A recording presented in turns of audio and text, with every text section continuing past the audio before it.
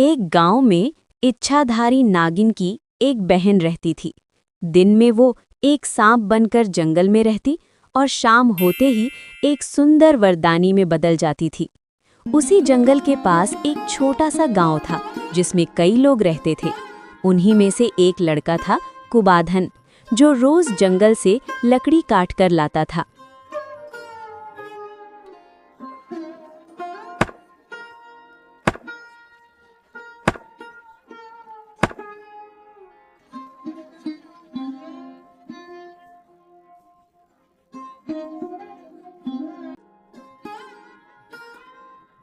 कुबाधन एक जंगल में उसकी बुरी माँ के साथ रहती थी।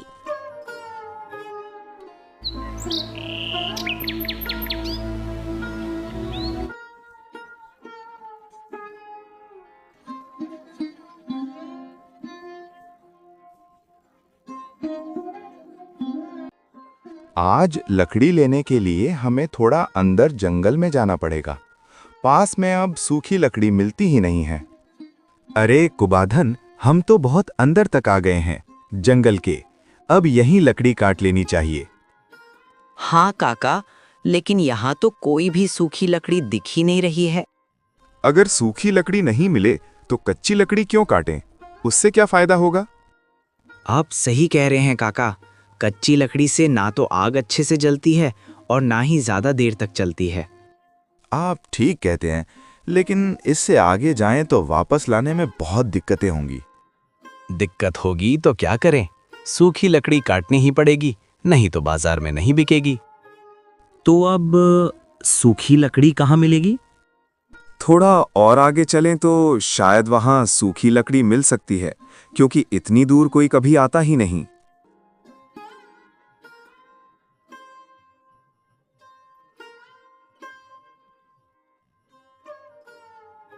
अरे देखो, यहाँ पर तो बहुत सारे सूखे पेड़ हैं।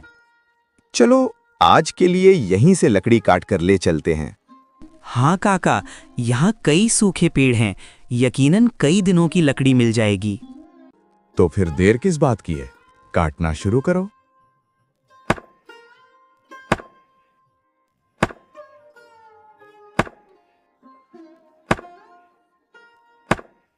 क्या रे कुबाधन, मेरी मदद करते करते तेरी अपनी अब तक की लकड़ी काटना ही पूरा नहीं हुआ। उधर तो शाम भी हो गई। अब घर की तरफ नहीं चले तो जाते जाते बहुत रात हो जाएगी। बस थोड़ा और समय लगेगा काका, फिर हो जाएगा।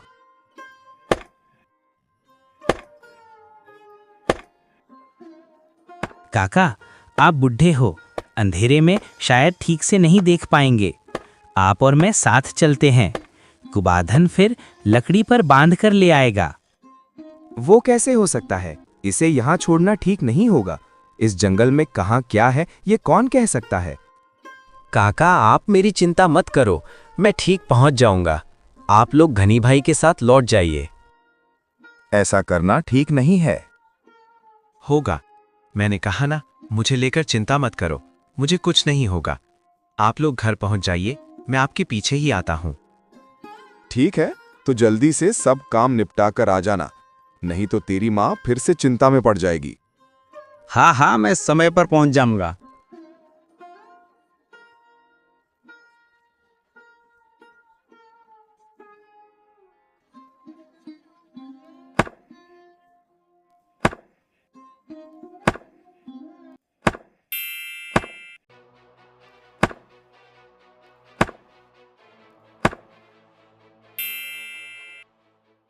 अरे अरे, ये देखिए, आप शाम के वक्त इस जंगल में लकड़ी काट रहे हैं, क्यों? आप कौन हैं? और जंगल के भीतर आप क्या कर रही हैं? मैं इस जंगल की एक लकड़हारे की बेटी हूँ। यहीं पास में हमारा घर है। मेरे पिता भी अभी तक घर नहीं लौटे। कटाई की आवाज सुनकर मैं उन्हें खोजने आई हूँ। ओह, मैं तो डर ही गया था, सोच रहा था कोई भूत प्रेत आ गया क्या। तो आप अकेले अकेले शाम के बाद जंगल में आने से डरते नहीं हैं? नहीं, मुझे डर नहीं लगता। मैं यहीं जंगल में पली बड़ी हूँ। दिन और रात मेरे लिए बराबर है। मैं आपकी तरह बहादुर नहीं हूं। अगर बहादुर ना होती तो इतनी शाम में जंगल में अकेले क्यों रहती? दिन रहते ही चली जाती। मैं चलता, लेकिन माँ बीमार है, उनका इलाज करना है। ग्रामीणों के लिए भी मदद करना चाहता था, इसलिए अधिक लकड़ी काट रहा था, इसलिए देर हो गई। ठीक है, आज आप ये लकड़ी ले जाइए। आप कल इस समय फिर आना, मैं आपकी माँ के इलाज में मदद करूंगी। नहीं, आप हमारी तरह के लकड़हारा परिवार से हैं। आपकी स्थिति शायद हमारी जैसी नहीं होगी। आप क्या सोच रही होंगे? क्या मैं नहीं जानती? इस जंगल में कुछ खास पेड़ हैं जिन्हें केवल हम जानते हैं। इस वजह से हम लकड़हारा होते हुए भी आर्थिक रूप से ठीक रहते हैं। आप बेझिझक आकर मिलिएगा मुझसे। ठीक है, मैं आऊँगा। अब मैं चलता हूँ।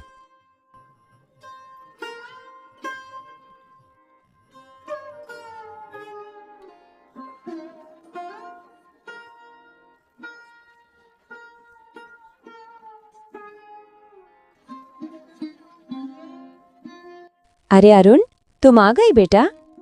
इसलिए मैं बाहर बैठी तुम्हारा इंतजार कर रही थी। अंदर आ जाओ बेटा, खाना खाओ। तुम ठीक महसूस करती हो? बस बाहर क्यों बैठी हो? कुछ नहीं, ये तो हल्का बुखार है, वैसे ही ठीक हो जाएगा। ठीक है, ठीक होने पर फिर काम करो। अब अंदर चलो।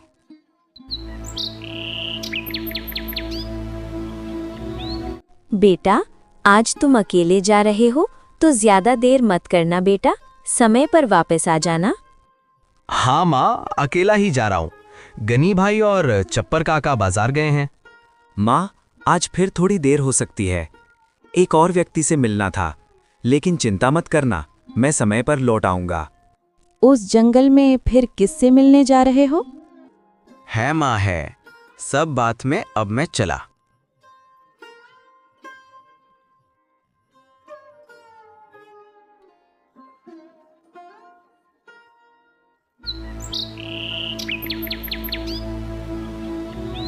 ये लो, इन्हें रख लो।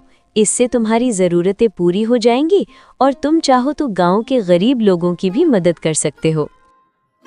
यानी वहाँ इतना धन है, इतनी दौलत तुम मुझको क्यों दे रही हो? ऐसा है, हमारी ज़रूरत नहीं है ये पैसा। सोचा अगर तुम्हें थोड़ा दे दूं तो तुम्हारे सबके काम आएंगे। ठीक है, मैं ले लेता हूँ। बहुत बड़ा एहसान किया तुमने, मगर तुम्हारा नाम तक नहीं बताया। नाम सुनोगे तो दोस्ती हो जाएगी। तुमने इतनी मदद की मेरी, क्या मैं तुम्हारा दोस्त नहीं बनूंगा? आज से तुम मेरी मित्र हो। अगर दोस्ती होती है तो दोस्तों से मिलना जरूरी होता है। हाँ जानता हूँ, और जब दोस्ती की है तो मिलना तो जरूरी है। अब तुम यहीं रहो, मैं चलता हूँ। कल शाम को तुम्हारे साथ मिलूंगा। तो सुनो, मेरा नाम है मालिनी, और तुम्हारा नाम? मेरा नाम है कुबाधन। वाह, सुंदर नाम है। हाँ, सब कहते हैं नाम बहुत प्यारा है। तो तुम दिन में मेरे साथ मिलो। नहीं नहीं, मैं दिन में नहीं मिल पाऊंगी। मेरे घर वाले मुझे बाहर नहीं निकलने देते। शाम के बाद छुपकर मिलना पड़ेगा। तो फिर ऐसा क्यों? तुम मुझसे छुपकर मिलने आओगी? दोस्त, मैंने तुम्हें दोस्त बनाया है। दोस्त से मिलने में थोड़ी मुश्किल तो चलेगी। ठीक है, कल शाम को मिलूंगा। अब मैं चलता हूँ।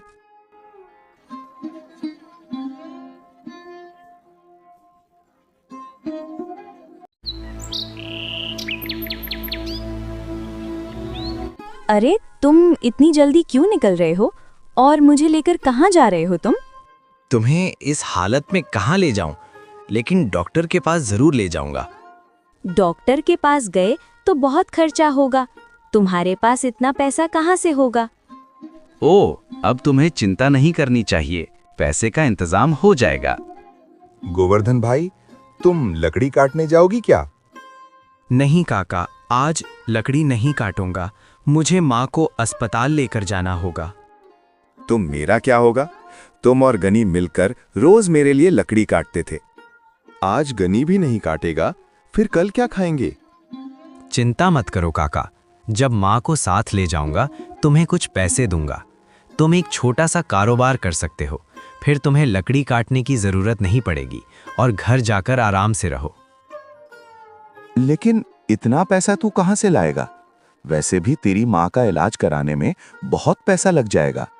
वो सब तुम्हें सोचने की जरूरत नहीं है काका, अब तुम घर जाओ।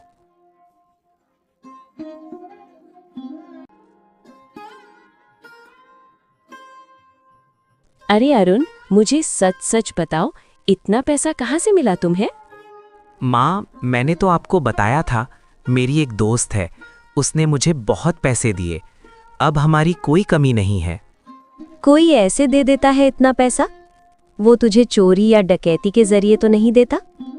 नहीं माँ, वो तो एक लड़की है। मतलब तू एक लड़की के साथ दोस्ती करता है और रात को उससे मिलता है?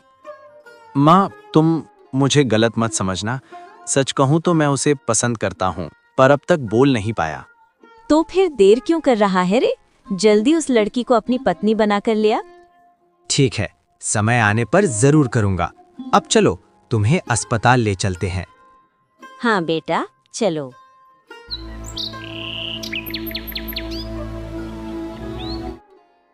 एक पूर्णिमा की रात अरुण और मालिनी बैठे कहानी सुना रहे थे। कुबाधन, अब बहुत देर हो गई है, अब तुम घर लौटो। नहीं, अब घर जाकर देर हो जाएगी। तुम्हें दिन में कभी देखने का मौका ही नहीं मिला। आज पूर्णिमा की चांदनी में तुम्हें दिल भर कर देखूंगा। अगर चांद की रोशनी मेरे शरीर को छू गई तो मैं सांप बन जाऊंगी।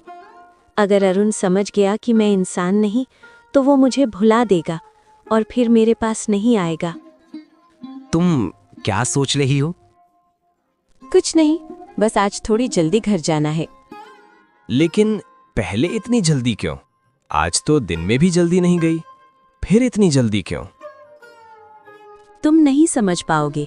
मैं जाती हूँ, बाकी कल देखेंगे।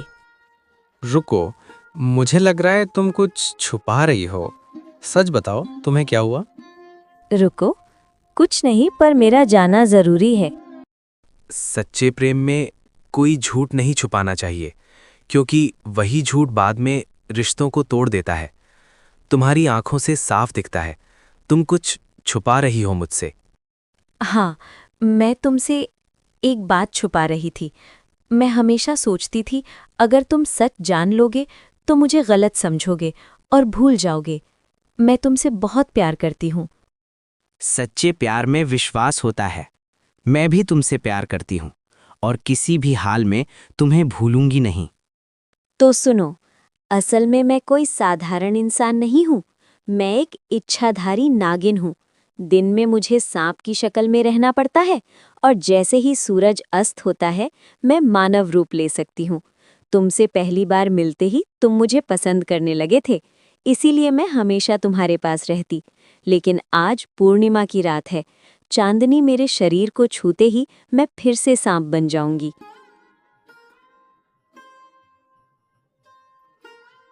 मालिनी, इतनी बड़ी सच्चाई तुमने मुझसे क्यों छुपाई? क्या सोचती थी कि मैं तुमसे मुंह मोड़ दूंगा? मुझ पर विश्वास करो। मालिनी, मैं तुम्हारे रूप को नहीं, तुम्हारे मन को पसंद करता हूँ। इसलिए तुम सांप हो या कुछ और, मैं तुम्हें प्यार करता हूँ और कभी भूलूंगा नहीं तुम्हें।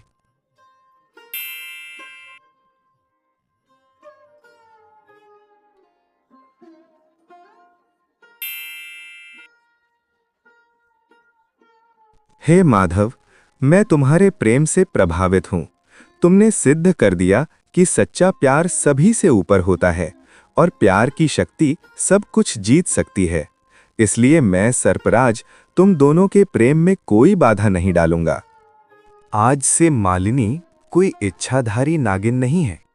आज से वो एक सामान्य लड़की बन गई।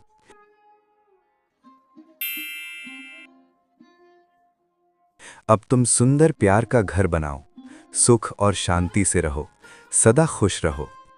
सर्पराज ने प्रसन्न होकर मालिनी को स्थायी रूप से मानव बना दिया।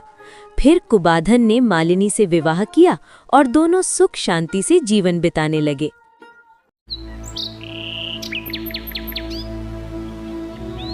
तो दोस्तों, दिल से उम्मीद करता हूँ कि हमारा ये वीडियो आपको पसंद आया होगा।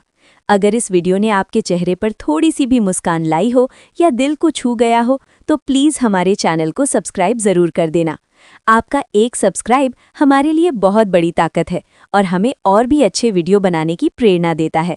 आपको कैसी कैसी वीडियो देखना पसंद है ये बात कमेंट में ज़रूर बताइए। हम पूरी कोशिश करेंगे कि आपकी पसंद की वीडियो आपके लिए लेकर आते रहें।